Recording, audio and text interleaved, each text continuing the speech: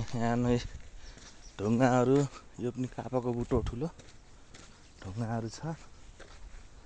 यहाँ पुरै यो पाइपहरू पनि सब नेपालमै जस्तै हो कि यहाँ सब थोक नै चम्मकको छ क्या यहाँ हामी बस्ने एरियामा त।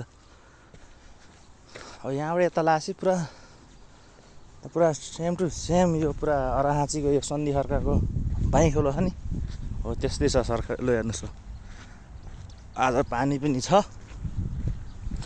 भाइजहरू, आज तपाईँहरूलाई पानी पनि हाम्रो खोलो हो कि खोलो यो अराहाँचीको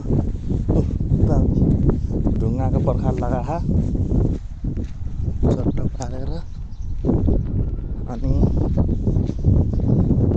खासै बिस्तारै यहाँ हिँड्न त पाउँदैन, तर हामीहरू यतातिर चाहिँ हामीलाई चाहिँ केही पनि गर्दैन। त्यो गाउँ जस्तै भएको भएर पुरा आनन्द छ। के घाँसहरू पनि यो हेर्नु, यो अराहाँचीको बाइखोलो जस्तै छ नि।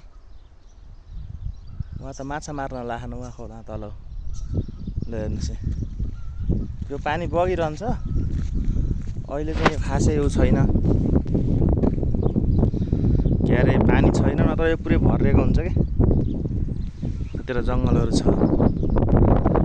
आज चाहिँ म मार्केट हिँडेको, हाम्रो घर चाहिँ वहाँ माथितिर छ, माथि छ हाम्रो घरहरू। हामी बस्ने घर चाहिँ माथि हो, र म चाहिँ यता बजार मार्केट जानलाई हिँडेको। दामी छ नि लुक होइन यहाँको।